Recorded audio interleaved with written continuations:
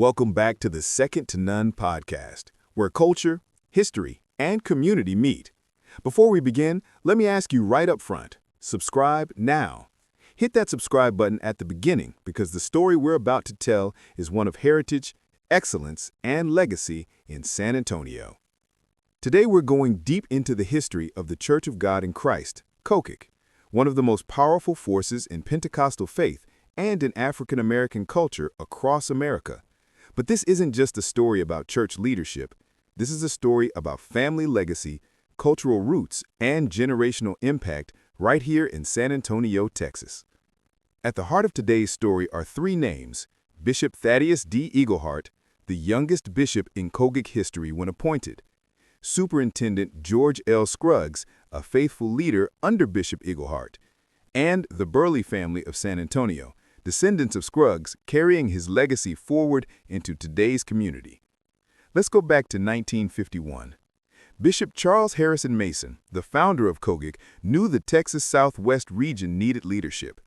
The church was growing rapidly, communities were flourishing, and new congregations were springing up. He chose a young man for the task: Thaddeus D. Iglehart. At the time, Iglehart was just over 30 years old, and his appointment made him the youngest bishop in the entire denomination. From his base in San Antonio, Bishop Iglehart laid the foundation for the Texas Southwest jurisdiction.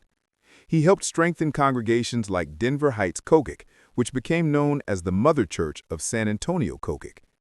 His vision built more than churches. It built leaders. Among those who served under Bishop Iglehart was Superintendent George L. Scruggs. Scruggs was not just a pastor, he was a superintendent, a man entrusted with guiding other ministers, churches, and districts. He led New Birth COGIC with ties stretching from San Antonio to Sherman, Texas. He was known for being a steady and loyal leader. He wasn't one to seek headlines. Instead, he was the backbone kind of elder every jurisdiction needs: dependable, faithful, and consistent.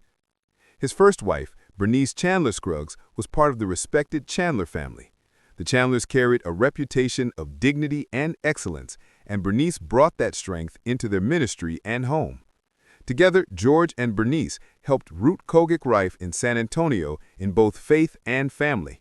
And from that union came a legacy that continues into today. Some of their grandchildren are a part of the Burley family that remains a strong presence in San Antonio. Through this line, the heritage of Superintendent Scruggs lives on. Today, the Burleys are carrying that same vision into community development. The family's property on Martin Luther King Drive is being shaped into a site of cultural and community impact. They have played their parts in the Martin Luther King March since the 1980s. What began as church service and family strength in the Scruggs household has now expanded into a vision for neighborhood revitalization, opportunity, and excellence. This is the power of legacy. From Bishop Iglehart's jurisdiction to Superintendent Scruggs' faithful leadership to the Burley family's present-day work, the story continues. The Iglehart name didn't end with Bishop Thaddeus. His mantle was carried by Bishop Samuel Iglehart, who pastored Praise Cathedral COGIC in San Antonio and later became prelate of the jurisdiction. For decades, Bishop Samuel Iglehart carried the work forward until his passing in 2021. His leadership solidified the jurisdiction and kept San Antonio at the heart of Texas COGIC life. Today, Bishop Maurice Green, Jr. leads the Texas Southwest First Ecclesiastical Jurisdiction, continuing a line of leaders stretching back more than 70 years.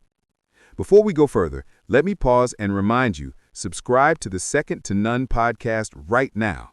If you care about faith, culture, and community history, these are the stories you want to hear. Subscribe so you never miss an episode. When people think of San Antonio, they think of the Alamo, the Riverwalk, or Fiesta. But within the African American community, the Church of God in Christ has been just as central. These churches were more than sanctuaries. They were training grounds for youth and families.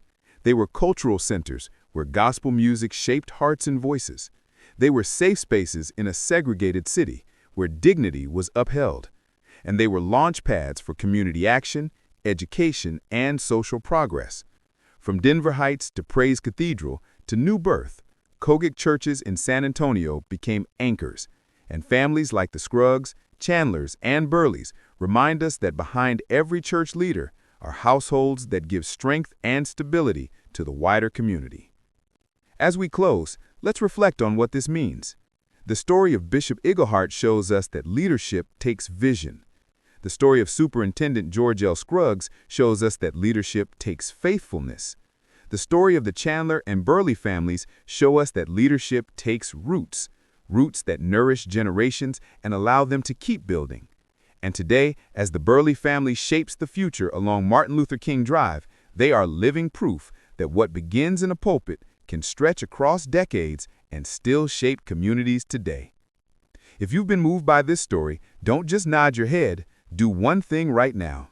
Subscribe to the Second to None podcast, because our next episode will continue the journey as we look at Reverend R.A. Calley's and the first Martin Luther King marches in San Antonio, another piece of history that shaped our city and still echoes today. This has been the Second to None podcast. Thank you for listening. Until next time, stay informed, stay inspired, and stay connected.